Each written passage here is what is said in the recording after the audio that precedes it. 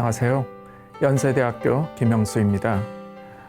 오늘 여러분들과 함께 디지털 생활 세계에 있어서의 일상성에 대해서 알아보려고 합니다. 특히 디지털 리터러시라는 어떻게 보면 여러분들한테 다소 생소하고 낯설 수 있는 용어인데요.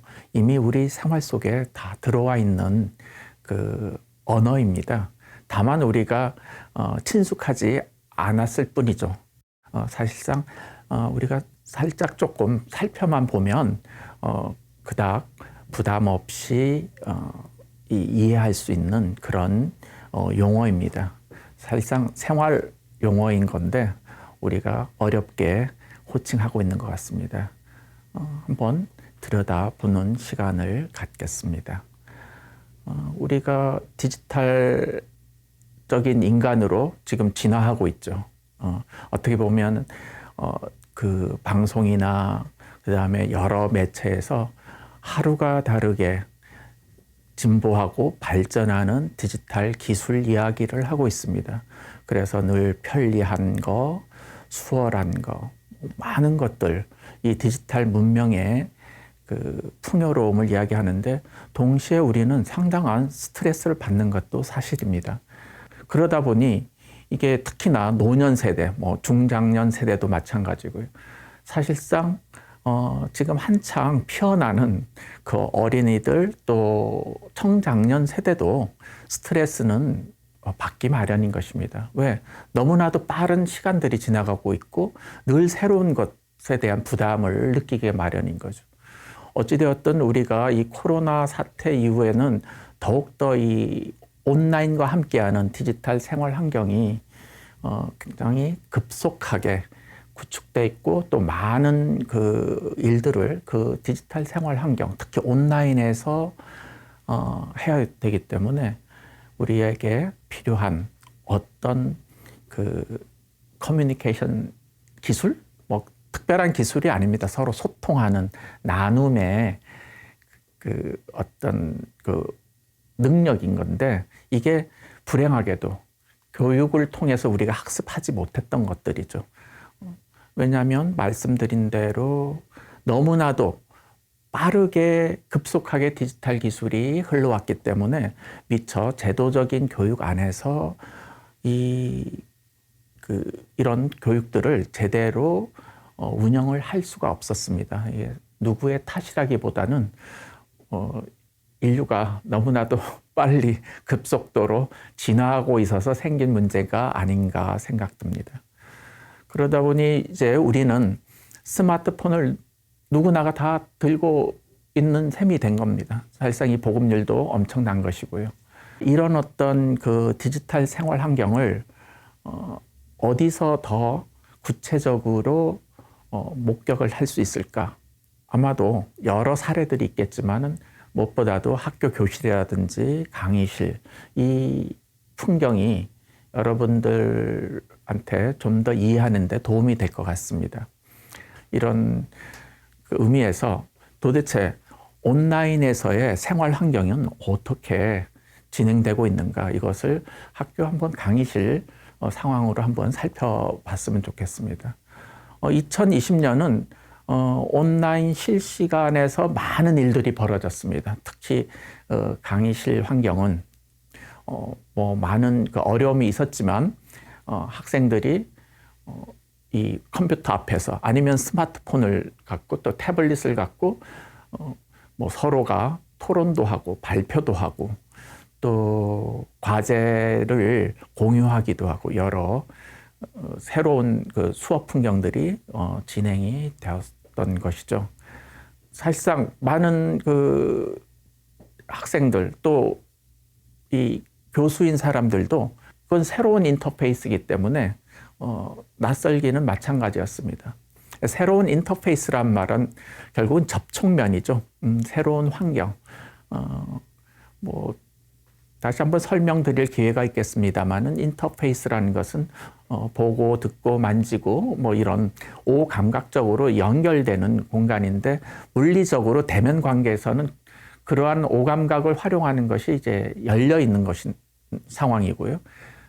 디지털 기술이 아무리 발전해 있어도 디지털 기술이 구현하는, 제공하는 그런 생활 환경에서는 우리의 오감각을 편하게 활용하기란 어려운 것이죠. 대부분 시각, 청각에 의존하고 있습니다. 모니터 앞에서 시간을 보낸다는 거, 특히나 시각, 청각 중심에서 시간을 보낸다는 거, 그런 어려움이 있는 것이죠. 그럼에도 불구하고 학생들이 처음에는 좀 어려움이 있었으나 잘 적응하면서 이게 뭐랄까 자발적으로 참여도 하고 이런 그 이야기들을 좀 편하게 풀어내고 이렇게 진행이 되었던 것 같습니다. 특히 그 제가 진행했던 수업의 한 사례는 컨텐츠 라이팅이라는 그 교양 과정이었는데 학생들이 비디오로 자기의 생각을 발표하고 비디오로 또 메모하고 어떻게 보면 아니 비디오로 생각을 발표하고 메모하다니 그게 무슨 이야기야? 이렇게 할 수 있는데 지금 이 소위 젊은 세대, 어린 세대는 사진이나 비디오로 자기 자신을 표현하는 능력을 굉장히 선호하고 있죠. 또 그런 것들을 굉장히 더 하고 싶어하고. 왜냐하면 그게 생활 환경이기 때문이거든요. 생활 환경이라는 것은 이게 특히 그 중장년 세대 또 지금 뭐 노년 세대에서는 예전에 비디오라든지 동영상 이런 그 컨텐트 이런 내용물은 영화관이라든지 아니면은 방송을 통해서만 보는 것이었거든요. 근데 지금 스마트폰을 가진 세대, 스마트폰과 함께 성장한 세대는 자기의 그 노트북과 같은 거죠. 메모하고 데모하는 도구로 사용하고 싶어 하고 또 상대적으로 사용을 잘 하고 있습니다. 결국 비디오를 사용하는 환경이라는 건 이 인간과 컴퓨터 사이에서 벌어진 일입니다. 인간과 컴퓨터 사이에서 벌어지는 일이라는 말 자체가 그건 또 무슨 소리야? 뭐 이렇게 낯설어 할 수가 있는데 이미 스마트폰이 컴퓨터인 셈이죠. 예전에 초기의 컴퓨터는 컴퓨터와 인간 사이에 간극이 아주 멀었었습니다.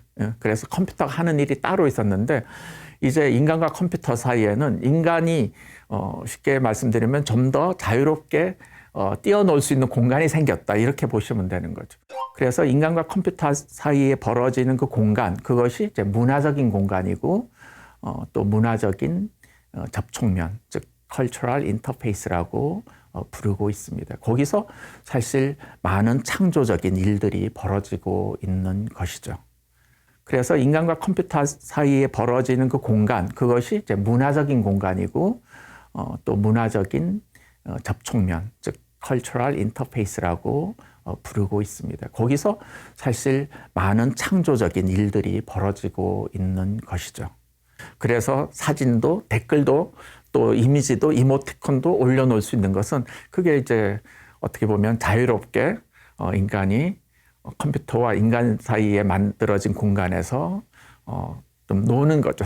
놀이하는 거라고 보면 되는 것이고 또 좀 기성세대는 댓글이 아무래도 텍스트가 좀 익숙하고 또 자라나오는 세대는 영상 기반에서 더 놀고 싶어 하는 거고 논다라는 표현이 조금 거칠지는 몰라도 정말 플레이그라운드인 셈입니다. 컴퓨터와 인간 사이의 공간이라는 건 달리 말하면 빛과 이미지로 만들어진 공간입니다. 여러분들이 그 어떤 웹페이지 들어가서 보이는 화면들이 있는데 그 화면 뒤의 세계는 다 컴퓨터 프로그래밍으로 프로그래밍한 소위 말하면 코딩한 영역이거든요. 근데 우리는 그 내부를 보는 게 아니라 외부를 보는 거죠. 서피스를.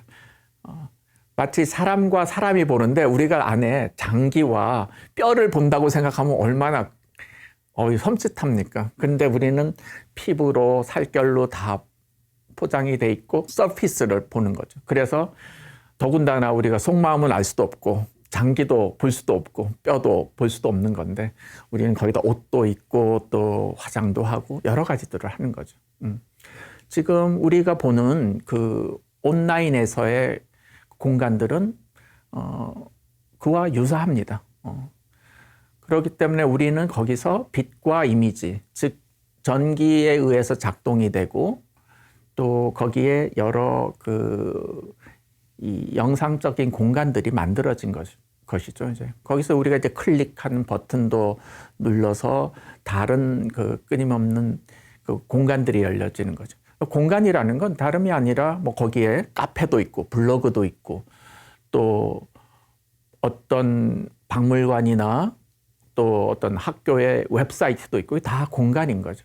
다만 우리가 그곳을 찾아서 걸어서 가지 않는다 이런 부분인 것이고, 근데 또 그런 걸어가고 찾아가고 하는 느낌들도 요즘 많이 온라인에서 다른 기술로 대체해 나가고 있습니다. 가장 이제 앞서서 이제 발전한 사례들은 아무래도 온라인에서 게임 공간들인 거죠.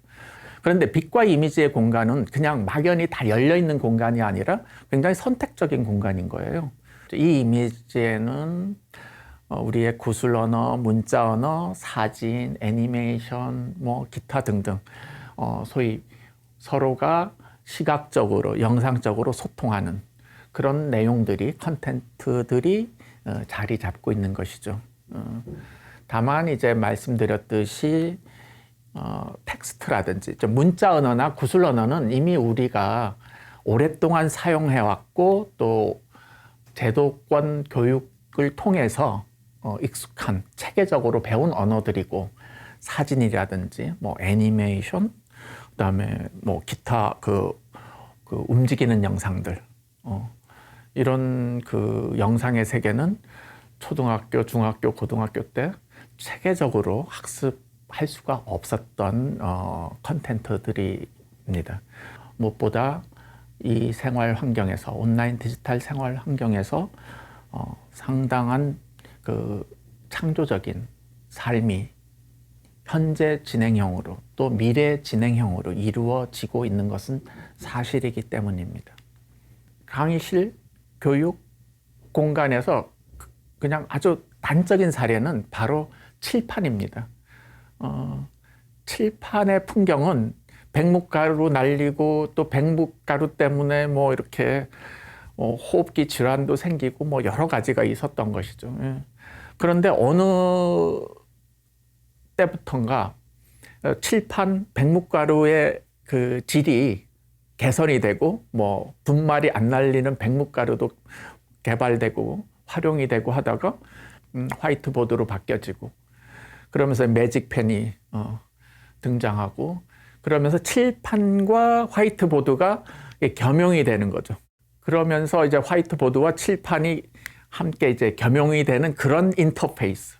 즉 교실에 들어가면 칠판이 있었는데 거기에 화이트보드도 있다가 칠판과 화이트보드가 같이 또 어떻게 붙어 있는 이런 새로운 칠판이 교실 안에 등장하게 되고, 그러던 것이 이제 프로젝터가 달린 강의실이 생긴 거죠.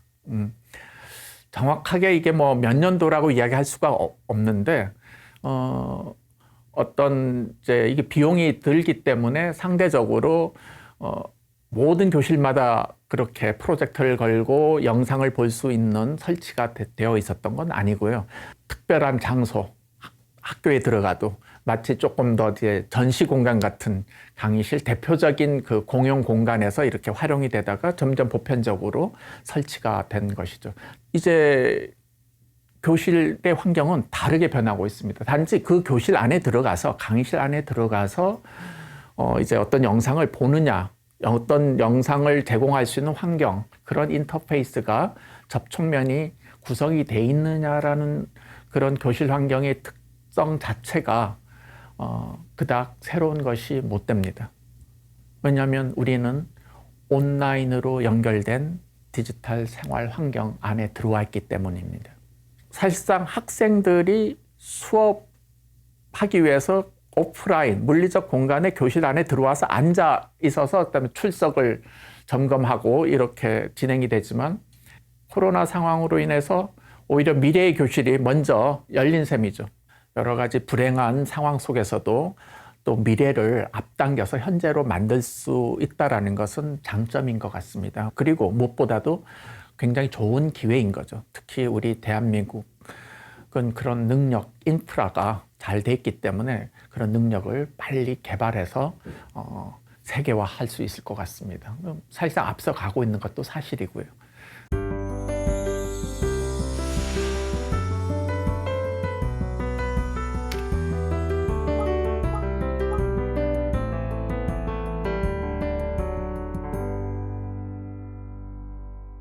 그렇다면은 그런 능력을 어떻게 길러야 되느냐? 이렇게 그러면 스마트폰이 있고 랩탑이 있고 뭐 이런 것만 구비되면 되는 것이냐? 그게 아니라는데 뭔가 이슈가 있습니다. 제가 지금 약간 머뭇거리면서 이슈가 있습니다 했는데 함정이 있다라고 말하고 싶습니다. 우리는 좋은 스마트폰과 좋은 고성능 컴퓨터와 또 고성능 프로젝터와 이런 그 하드웨어적인 그 장비들이 제공이 되면 많은 좋은 교육들이 가능할 걸로 생각하는데 여기에 늘 함정이 있기 때문입니다. 그걸 갖고 뭘 할 거냐가 문제죠. 어떻게 소통할 건가. 즉 지금 우리가 가지고 있는 그런 디지털 그 도구들, 여러 도구들이 있는데 가장 대표적인 게 스마트폰과 컴퓨터죠. 그런데 그 안에 컨텐츠들을 가지고 어떻게 컨텐츠들을 스스로가 우리가 필요한 목적에 따라서 어떻게 개발할 수 있는가, 창조할 수 있는가. 강의실, 교실 수업 풍경으로 다시 돌아가 볼까요? 스마트폰과 PC와 프로젝터가 걸려있는 스크린에 공간이 있는데 거기에 리터러시, 디지털 리터러시가 작동되지 않는다면 그 고가의 좋은 그 디지털 생활 기자재들이, 생활 장비들이 무슨 소용이 있겠습니까? 그런 의미에서 디지털 리터러시 그리고 컨텐츠 라이팅의 영역이 필요한데요. 제가 조금 더 설명을 드리면 이미 2011년에 유네스코에서 디지털 리터러시를 라이프 스킬, 우리가 삶을 살아가는 기술로 간주했습니다. 그래서 디지털 리터러시를 모르는 것은 마치 문자를 모르는 것처럼 문맹률로 간주하기 시작했습니다. 전 지구적으로 볼 때에 도시, 그 다음에 모바일 기반 인터넷 인프라가 확장이 되면서 거기서 이제 이 디지털 리터러시를 운영을 못하면은 사실상 스마트폰이나 컴퓨터를 소유하고 있어도 서로가 커뮤니케이션을 할 수 있는 그 능력에서 배제되기 때문에 중요한 라이프 스킬로 파악을 했던 것이죠. 그게 사실상 2011년도니까 불과 10년 전의 이야기입니다. 일단 유네스코에서는 선언을 한 것이고 이것이 이제 교육으로 프로그램화된 과정은 그닥 오래되지 않습니다. 그래서 우리 대한민국에서는 또 정부에서도 뭐 코딩 교육이라든지 여러 그 디지털 리터러시 교육들을 시도를 하고 있는데 사실상 디지털 리터러시 교육은 좀 더 보편적일 필요가 있고 세대를 뛰어넘어야 될 필요가 있습니다. 스마트폰 자체가 아주 그냥 대표적인 예라고 보면 되는 거죠.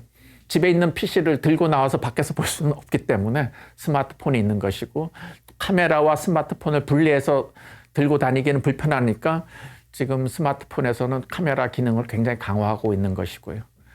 동시에 또 스마트폰에서 많은 일들이 벌어지고 있습니다. 즉 스마트폰에서 우리가 다 아는 대로 많은 소비를 하고 있는 거죠.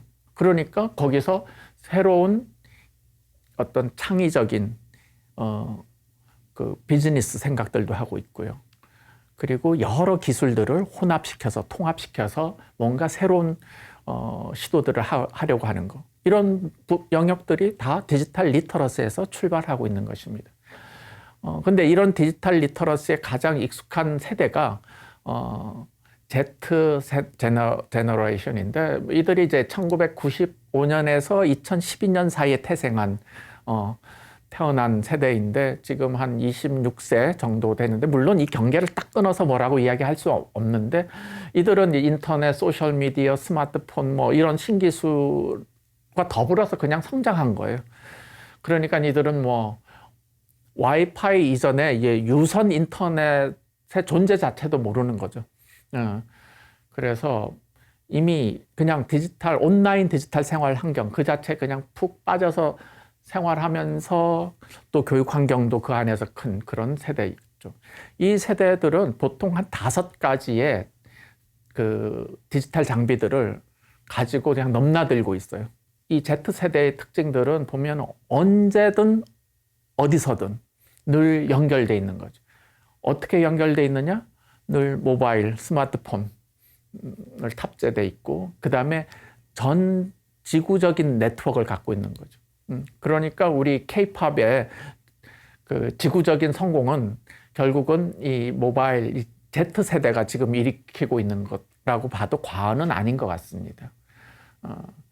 그리고 이들은 여러분들 아마 들어보셨을 겁니다. 디지털 원주민들인 것이죠. 근데 이제 원주민도 계속해서 새로운 원주민들이 들어오고 있습니다. 저 같은 경우는 뭐 디지털 이민자라고 볼 수 있죠. 굉장히 초기 이민자라고 보시면 됩니다. 왜 젠지를 말씀드리냐면은 디지털 리터러시를 이해해야 된다 했을 때, 디지털 리터러시를 배워야겠다. 어디 가서 배우지? 어떤 학원에 가서? 아니면 어떤 온라인 교육을 들어서? 이렇게만 접근하지 마시라고 여러분들한테 말씀드리고 싶거든요. 왜냐하면은 젠지, 지금의 그 20대 전후의 세대를 그들이 노는 것을 잘 관찰해 보는 거. 일상 속에서. 그 안에 많은 해답들이 있다. 이렇게 말씀드리고 싶습니다.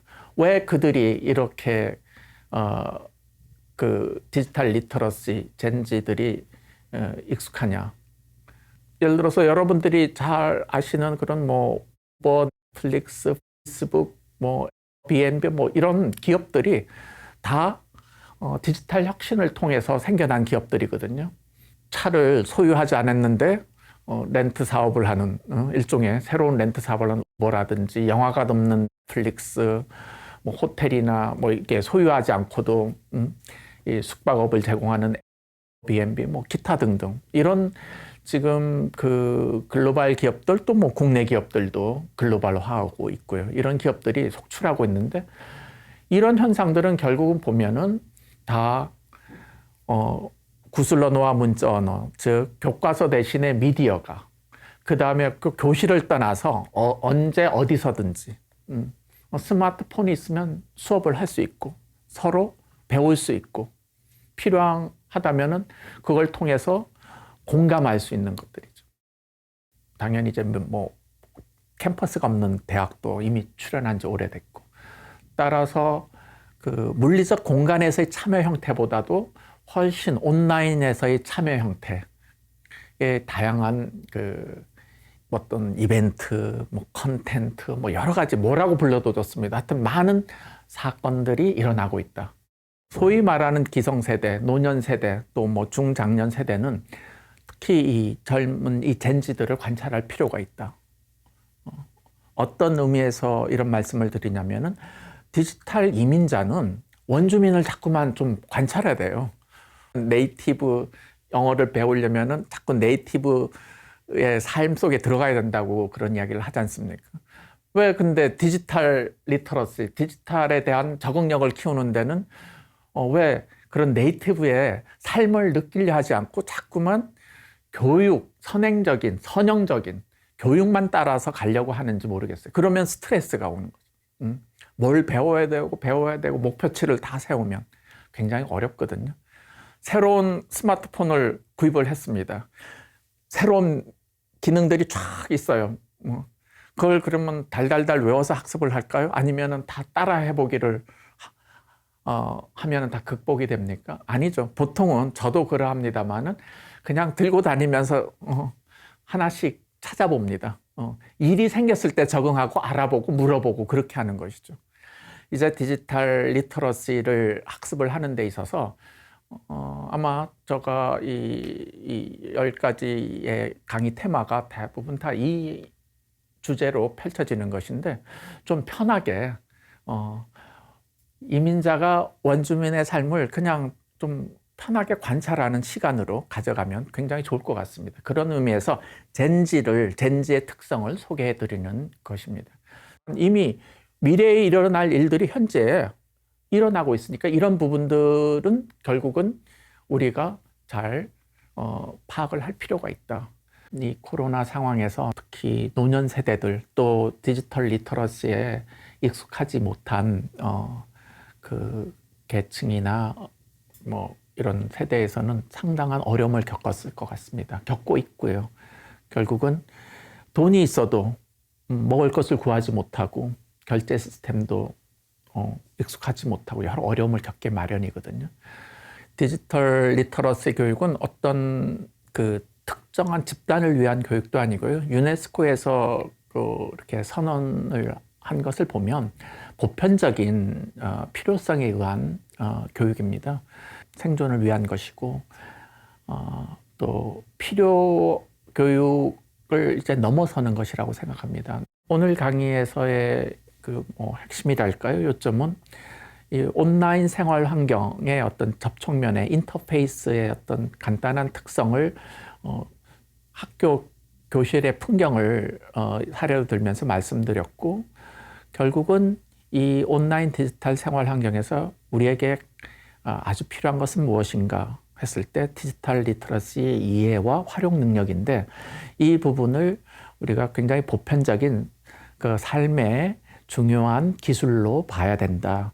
이런 점을 특히 강조드렸습니다. 여러분들 감사합니다.